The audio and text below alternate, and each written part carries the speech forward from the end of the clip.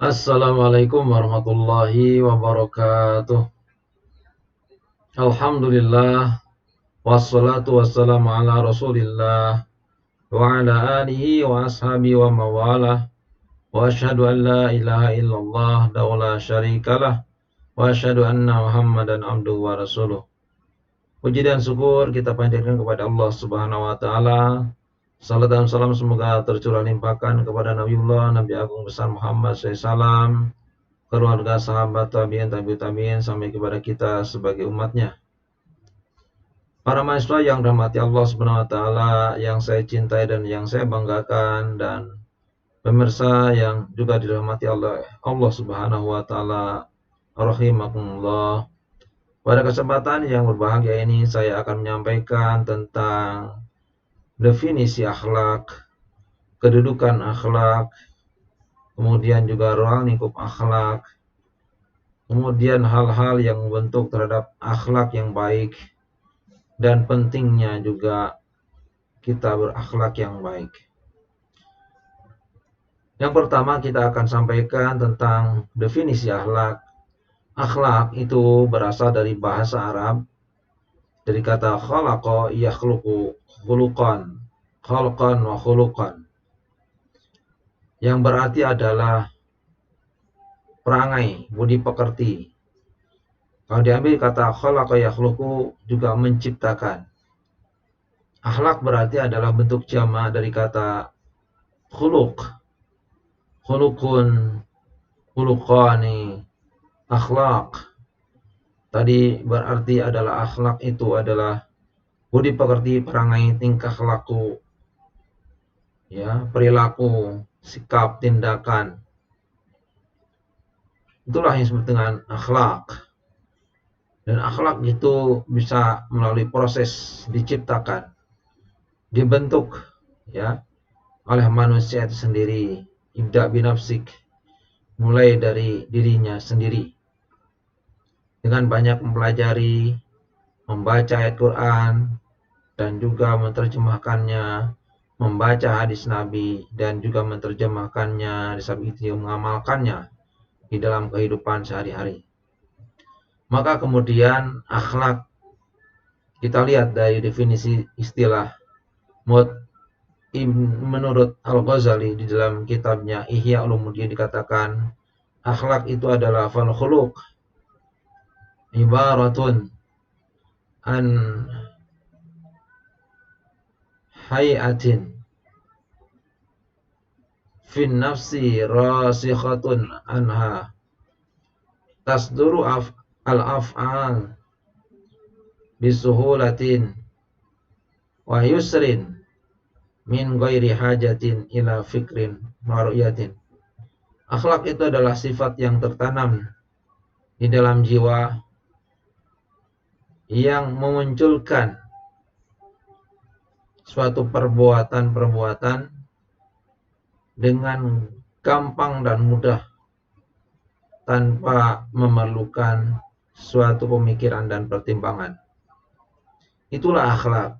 Contohnya ketika seseorang diminta bantuan oleh orang lain, maka dia tidak akan pikir panjang, kemudian langsung dia spontanitas mengeluarkan dompetnya untuk kemudian diberikan, ya, sebagian yang dia miliki, yakni uang, kepada orang-orang yang membutuhkan. Jadi gampang sekali orang kemudian kalau sudah memiliki akhlak, ya, seperti tadi menyumbang, memberikan bantuan kepada orang, menolong orang yang membutuhkan bantuan kita.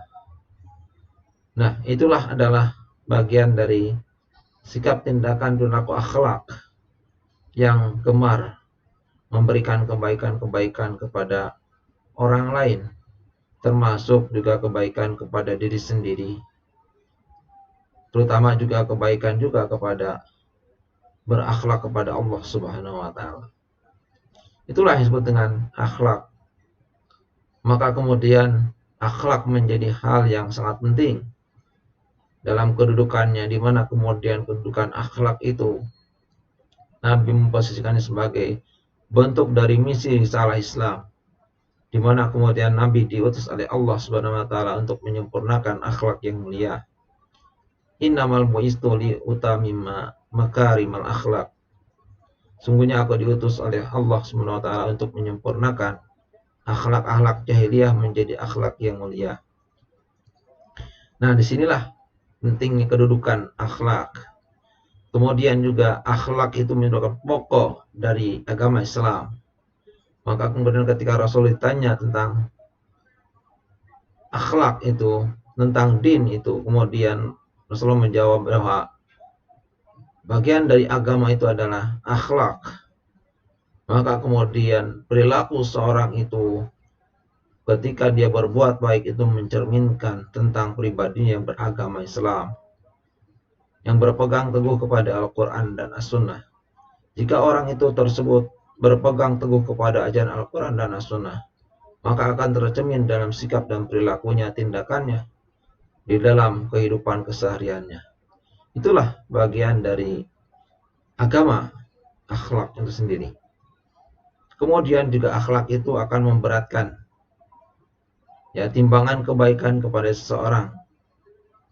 Ketika seorang itu berakhlak mulia, ketika seorang itu berakhlak yang baik, maka timbangan nanti di akhirat, timbangan akhlak yang baik itu yang akan menolong kepada dirinya ketika dia diminta pertanggungjawabannya oleh Allah Subhanahu wa taala. Karena akhlaknya adalah akhlak yang mulia. Maka disinilah kemudian pentingnya akhlak kita kepada Allah Subhanahu wa taala, kepada sesama manusia, kepada hewan, kepada binatang, kepada tumbuhan. Maka di dalam hadis Nabi dikatakan, "Wa min syai'in asqalu fi mizanil 'abdi al-mu'mini yaumal qiyamah min husnil khuluq." Jadi nanti sesuatu yang akan memberatkan timbangan seorang hamba orang yang mukmin, timbangan kebaikan hamba yang mukmin nanti pada hari kiamat adalah karena kebaikan akhlaknya. Maka perlu kemudian kita menerapkannya di dalam kehidupan sehari-hari agar kita menjadi orang-orang yang bahagia, selamat dunia dan akhiratnya, dan kita mendapatkan surga Allah Subhanahu wa taala. Bahkan Nabi Muhammad SAW mengatakan bahwa orang yang paling aku sukai dan paling dekat denganku adalah kedudukannya pada hari kiamat adalah karena akhlaknya. Sampai kemudian Rasulullah menyebutkannya 3 kali. Jadi kalau kita ingin bersama dengan Rasulullah SAW, maka kemudian kita harus berakhlak yang mulia, berakhlak yang baik, baik pada Allah, kepada manusia, kepada hewan, dan kepada tumbuhan. Itulah bagian dari sikap ciri orang yang beriman kepada Allah Subhanahu wa taala.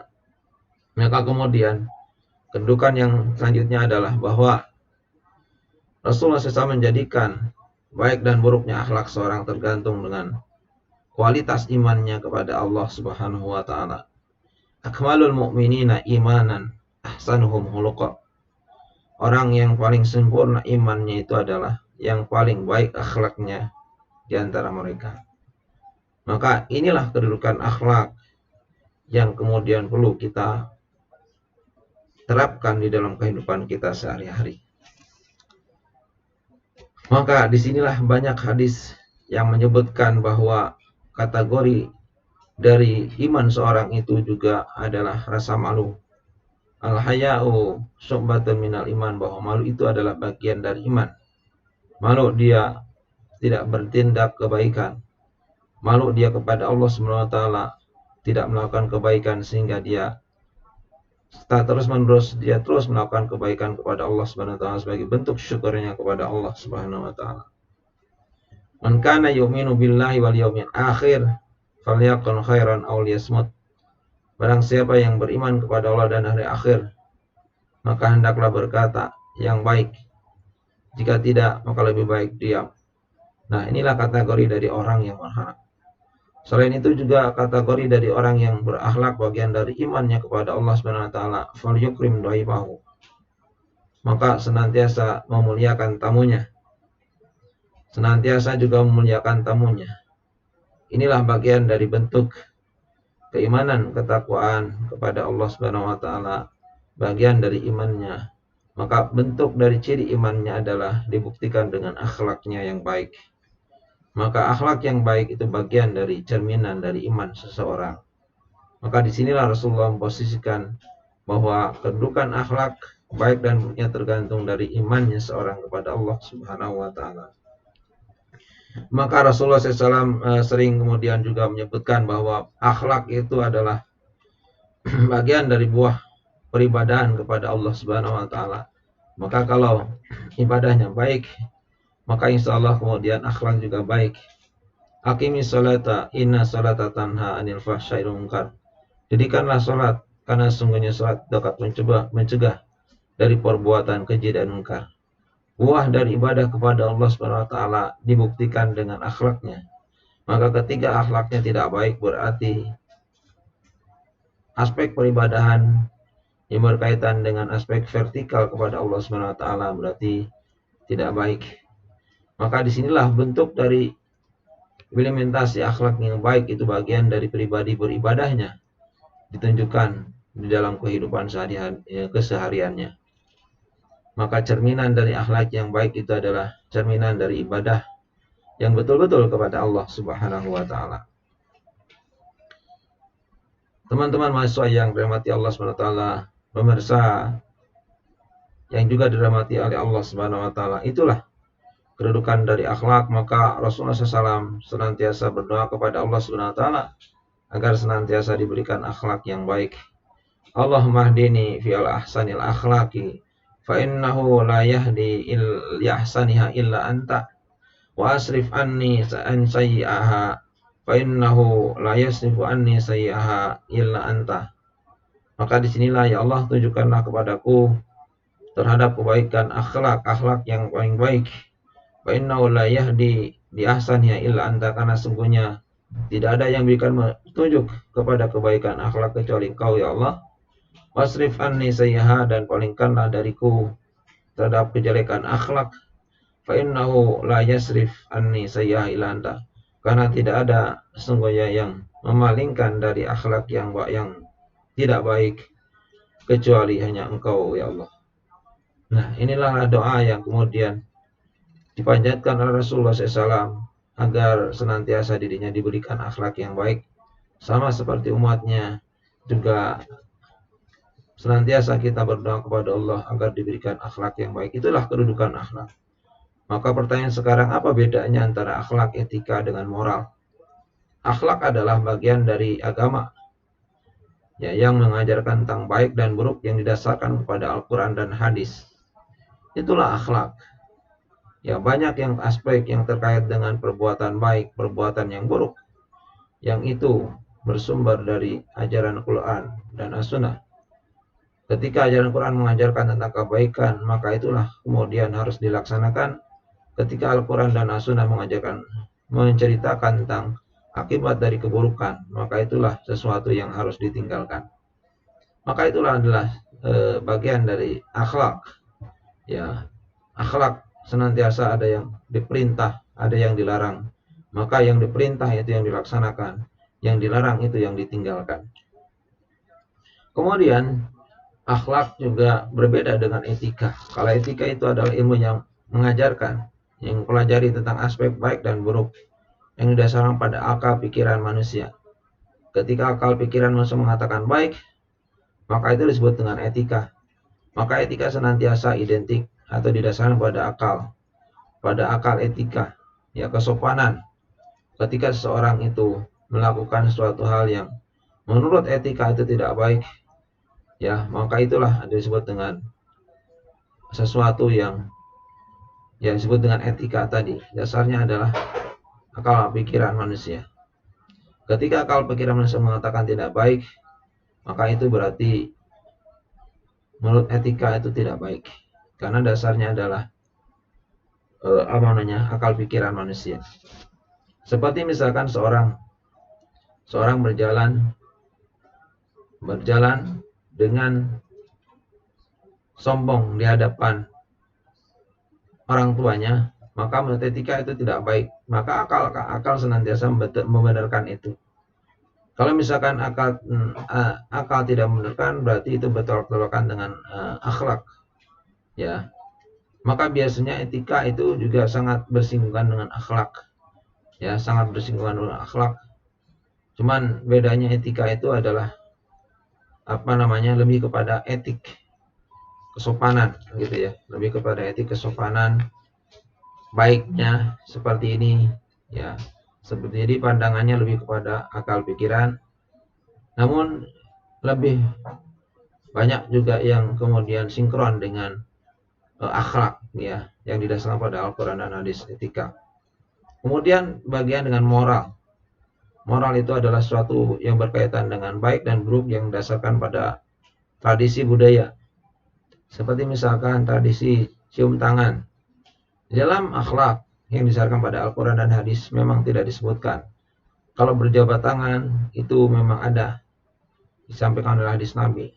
Cuman kemudian ditambah dengan cium tangan kepada orang tua kita, kepada orang yang lebih tua, ya, dibanding kita, itu sebetulnya tidak ada. Tapi kemudian menurut etika itu baik, dan kemudian menurut adat istiadat, kebiasaan orang Jawa misalkan, kalau kita ketemu orang tua langsung cium tangan, itu sebetulnya boleh-boleh saja. Cuman kemudian tidak boleh berlebihan saja. Berlebih-lebihan, ya. Nah, itu yang berlebih-lebihan yang tidak boleh, ya. Sambil kemudian sambil di samping juga cium tangan kemudian mencium kaki orang tua kita. Itu sebetulnya tidak boleh dan terlalu berlebih-lebihan.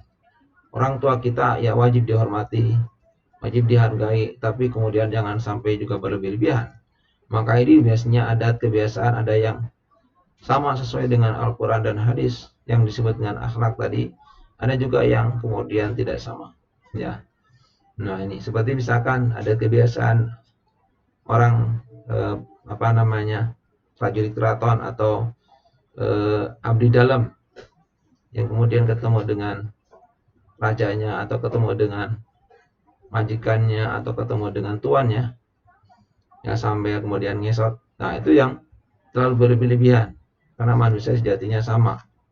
Nah, tidak boleh kemudian terlalu dikultuskan, karena itu akan mengakibatkan suatu hal yang bertentangan dengan ajaran Islam. Bahkan kalau mengkultuskan itu bisa sampai kepada hal-hal yang bersifat syirik kepada Allah Subhanahu wa taala. Nah, disinilah kemudian aspek moral ini memang ada yang sesuai dengan Al-Quran dan As-Sunnah. Ada juga yang kemudian tidak sesuai dengan Al-Quran dan Sunnah, karena ukurannya adalah budaya, tradisi budaya. Nah, ini yang perlu diperhatikan antara akhlak, etika, dan moral. Kemudian di samping itu juga kita akan sampaikan tentang ruang lingkup akhlak. Ada akhlak kemudian pribadi. Ada akhlak pribadi, ada hal yang akhlak yang diperintahkan oleh agama, oleh Allah Subhanahu wa taala di dalam Al-Qur'an dan hadis, seperti bersikap sidik, berbuat jujur. Kemudian lawannya yang dilarang adalah berbuat bohong. Nah, perbuatan bohong yang harus kemudian ditinggalkan karena itu sesuatu yang dilarang. Perbuatan sidik yang harus kemudian dilestarikan, bahkan kemudian diterapkan di dalam kehidupan keluarga, kehidupan masyarakat, kehidupan berbangsa dan bernegara. Itu disebut dengan akhlak pribadi. Yang kedua adalah amanah. Amanah itu sikap yang kemudian percaya. Ketika dia diamanahi, kemudian dia melaksanakan amanahnya dengan sebaik-baiknya, tanpa kemudian khianat kepada amanah yang diamanahkan oleh seseorang kepada dirinya, atau amanah yang kemudian diamanahkan oleh Allah Subhanahu wa taala seperti agama Islam. Maka manusia kemudian senantiasa menjalankan perintah-perintah Allah Subhanahu wa taala dalam Al-Qur'an dan hadis, karena itu adalah bagian dari mana. Ketika manusia itu tidak melakukan perintah dari Al-Quran dan hadis, maka berarti itu melanggar amanah yang disebut dengan khianat. Maka disinilah kemudian yang khianat ini yang kemudian akhlak yang dilarang oleh agama yang perlu kemudian kita tinggalkan. Di samping juga itu adalah sidik, amanah, juga adalah ifah. Bagaimana ifah itu kita menjaga diri kita dari sesuatu hal yang kemudian membahayakan diri kita, dari perbuatan-perbuatan atau akhlak-akhlak yang buruk yang kemudian mencelakakan diri kita. Maka bagaimana sikap ifah itu perlu kemudian ditanamkan di dalam jiwa kita, di dalam diri seorang pribadi manusia. Kemudian juga selain sikap ifah dalam diri kita adalah syaja'ah. Bagaimana kemudian kita menerapkan diri kita, kemudian menanamkan pada diri kita adalah sikap syaja'ah, pemberani. Jangan sampai kemudian kita termasuk orang yang pengecut dalam kemudian menegakkan kebenaran dan menegakkan keadilan. Dimanapun, dalam kondisi apapun kita berada, jangan sampai menjadi orang yang pengecut, menjadi orang munafik. Disinilah kemudian bentuk dari akhlak pribadi kita, ya, dalam sikap syaja'ah. Kemudian juga selain syaja'ah, juga sikap sabar.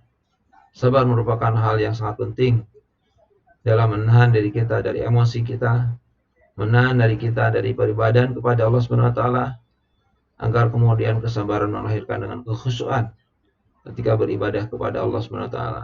Kesabaran juga melahirkan kemudian bentuk penahanan diri kita, senantiasa melahirkan sikap husnudzon kepada Allah Subhanahu wa taala ketika diuji oleh Allah Subhanahu wa taala dari berbagai macam cobaan, baik penyakit dan apapun itu, yang itu sebetulnya menguji keimanan seorang manusia atau seorang yang beriman kepada Allah Subhanahu wa taala. Maka disinilah kemudian ketika diuji, maka Allah akan melihat dari bentuk kesabarannya. Karena kesabaran bagian dari bentuk keimanan kepada Allah Subhanahu wa taala. Sabar, maka kemudian itu akan melahirkan sesuatu yang baik, melahirkan sesuatu yang positif kepada diri kita ketika kita kemudian diminta pertanggungjawabannya oleh Allah nanti. Maka dengan kesabarannya itulah seperti yang dialami oleh Nabi Ayub akan mendapatkan kebaikan-kebaikan. Maka orang yang sabar senantiasa akan dipenuhi pahalanya oleh Allah Subhanahu wa taala tanpa batas. Innama yuwaffas sabiruna ajrahum bighairi hisab. Teman-teman mahasiswa yang dirahmati oleh Allah Subhanahu wa taala dan juga pemirsa yang dirahmati oleh Allah Subhanahu wa taala. Selain itu juga ada disebut dengan mujahadah.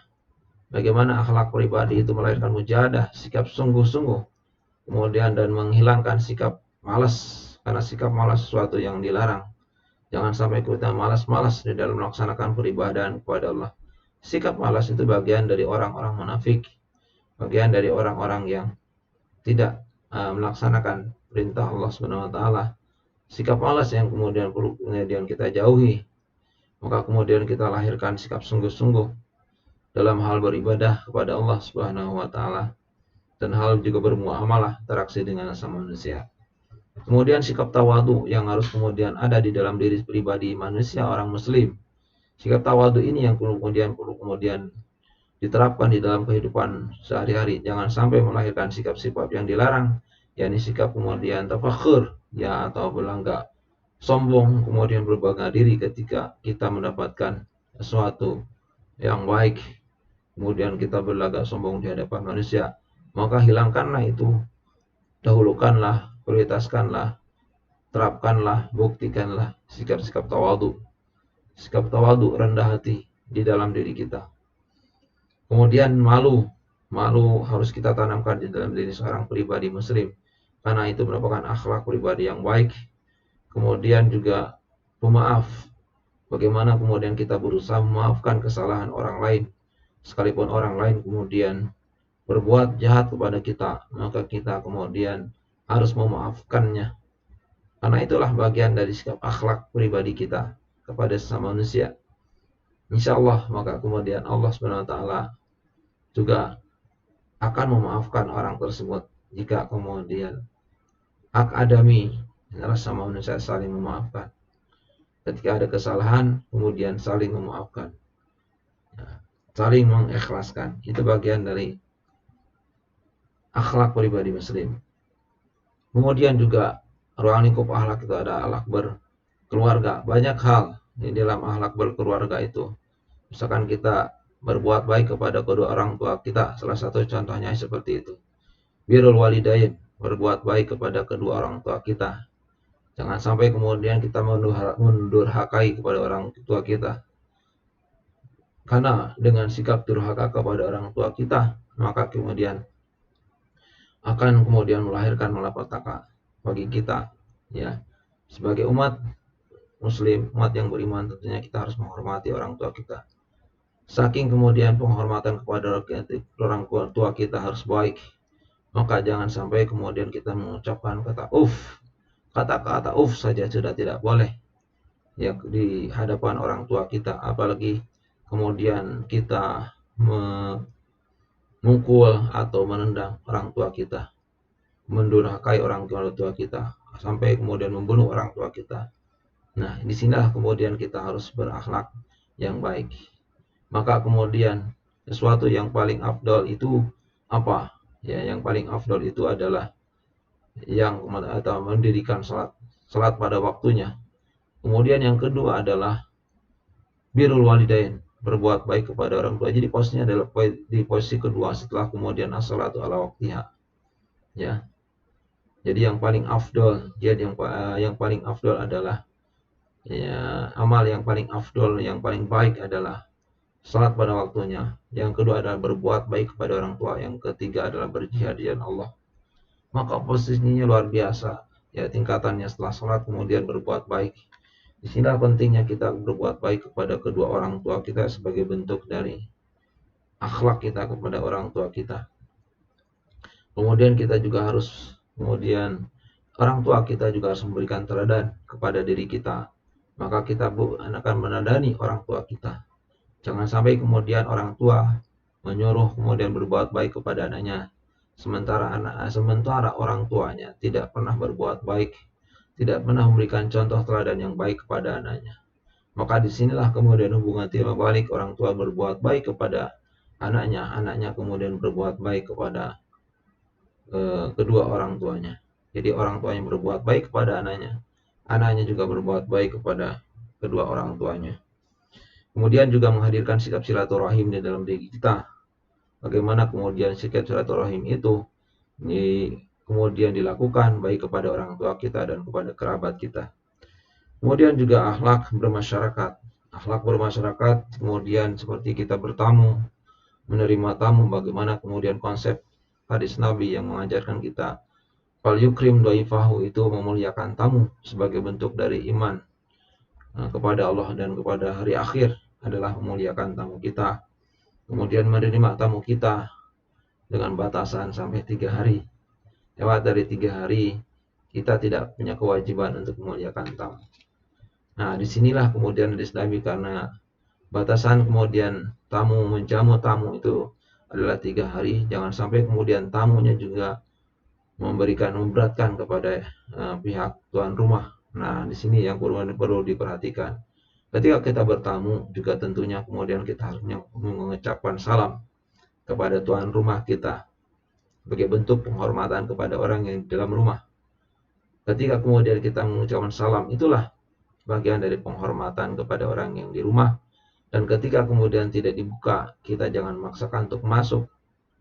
Sampai kemudian kita mengucapkan salam 1 kali tidak dibuka, 2 kali tidak dibuka, kemudian 3 kali tidak dibuka, maka kemudian kita pulang kembali.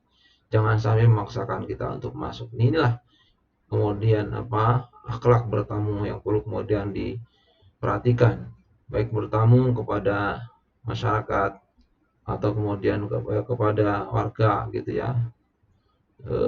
Kemudian bertamu kepada anak, pada orang tua dan lain-lain. Kemudian juga hubungan dengan tetangga, ya, juga harus baik. Itu bagian dari akhlak bermasyarakat kita, ya, saling menghormati, saling menghargai, ya, kemudian saling tenggang rasa dan saling tolong menolong. Itu bagian dari bentuk akhlak. Kemudian juga akhlak dalam masyarakat perlu diperhatikan, pergaulan antara remaja dengan remaja, itu juga perlu diperhatikan, jangan sampai kemudian melahirkan akhlak-akhlak yang tidak baik, yang itu sangat bertentangan dengan ajaran Islam.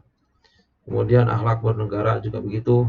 Nah, akhlak bernegara bagaimana tindakan seorang pemimpin kepada rakyatnya, rakyatnya kepada pemimpinnya.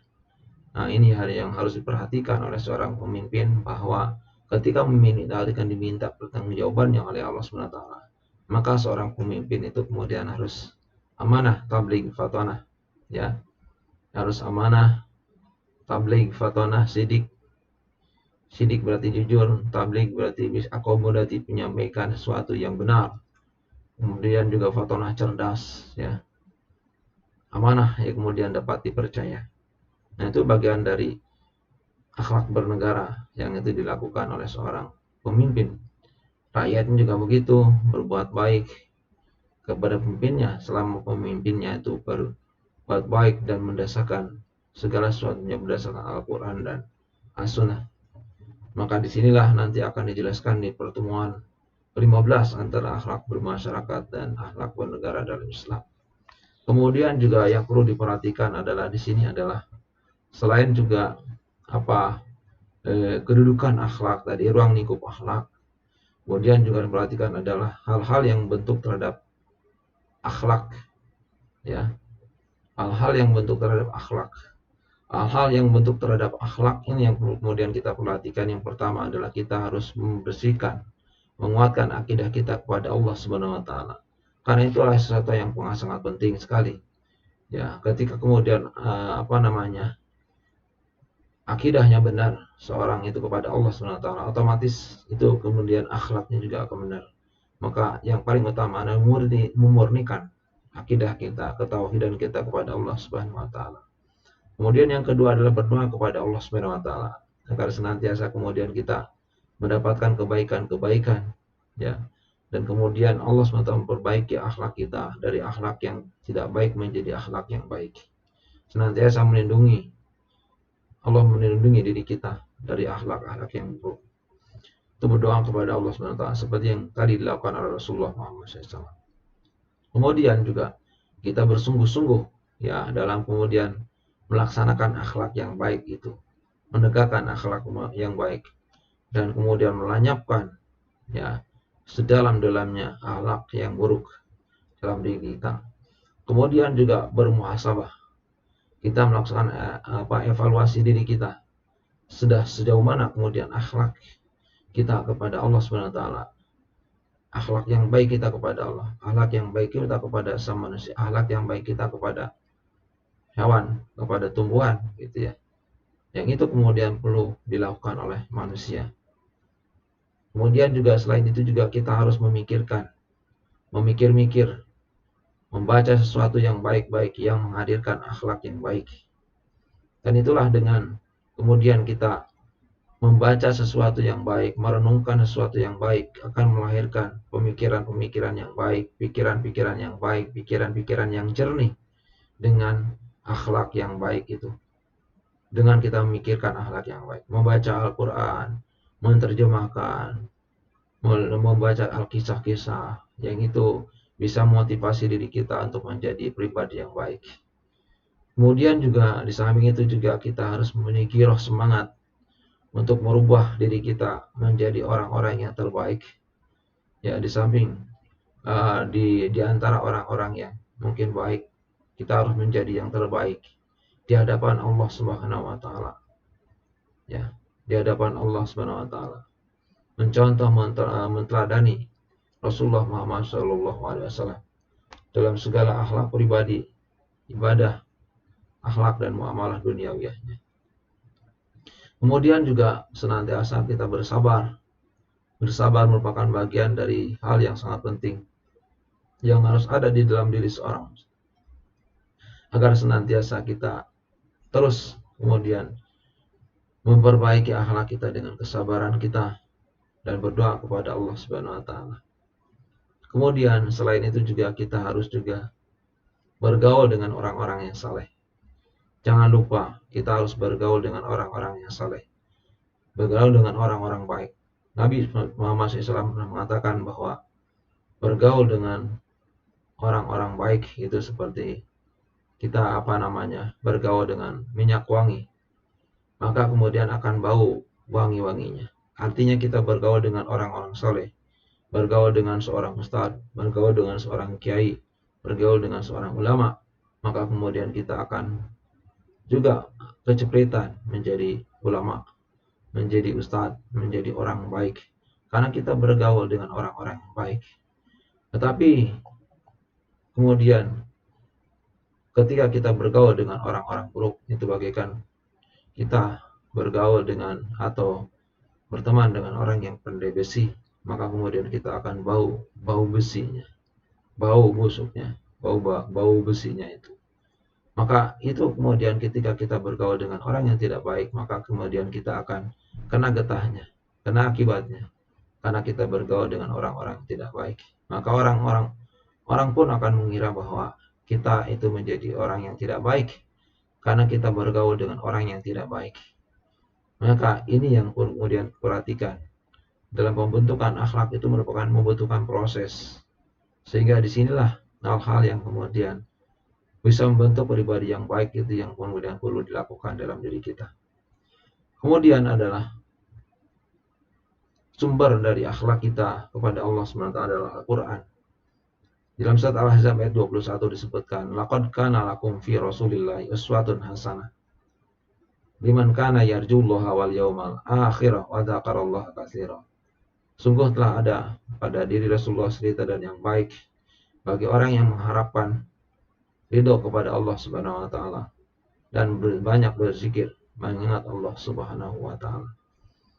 Kemudian juga di dalam surat yang lainnya surat Al-Qalam disebutkan ayat 4, wa innaka la'ala khuluqin adzim, dan sungguhnya engkau itu sungguh punya akhlak yang agung. Maka kemudian disinilah sangat berkait bahwa akhlak Rasulullah adalah Al-Quran. Aisyah pernah ditanya oleh Sa'ad bin Hisam. Aku pernah bertanya kepada Aisyah, sa'altu Aisyah an khuluqi Rasulillah, akhbirni an khuluqi Rasulillah sallallahu. Kemudian Aisyah kana khuluqul Quran. Ketika Sa'ad bin Hisam bertanya kepada Aisyah, informasikanlah kepadaku tentang akhlak Rasulullah. Jawabannya, qalat kana khuluqul Quran. Akhlak Rasulullah adalah Al-Quran. Maka disinilah kemudian Rasulullah SAW dalam segala kehidupannya menjalankan Al-Quran, melaksanakan perintah-perintah Allah. Itulah bagian dari akhlak. Dan meninggalkan larangan-larangan Allah, itulah bagian dari akhlak. Ya, maka kemudian akhlak jadi Rasulullah itu adalah akhlaknya adalah Al-Quran. Kemana-mana dibawa Al-Quran. Nah, bagi kita sebagai umatnya tentunya kita juga harus mencontoh apa yang dilakukan oleh Rasulullah Muhammad SAW. Inilah sumber utama dari akhlak kita adalah Al-Quran dan hadis Nabi yang kemudian perlu kita laksanakan perintahnya dan kemudian tinggalkan larangannya. Teman-teman mahasiswa yang dirahmati oleh Allah SWT, itulah adalah bagian dari akhlak, ya, dan juga pemirsa yang dirahmati Allah. Mudah-mudahan kita bisa melaksanakan akhlak kita kepada Allah SWT, akhlak kita kepada semua manusia, akhlak kita kemudian berlaku kita kepada tumbuhan, kepada hewan. Ya, jangan sampai kemudian kita melakukan tindakan-tindakan yang tidak baik kepada tumbuhan, yang akhirnya kemudian terjadi banjir tanah longsor akibat perbuatan manusia yang terlalu banyak melakukan penambangan hutan secara liar. Artinya bahwa manusia tidak bersahabat dengan tumbuhan, ya, dengan alam. Maka kemudian alam pun akan memberikan sesuatu yang tidak baik kepada kita. Secara tidak langsung itu adalah kehendak Allah Subhanahu wa taala.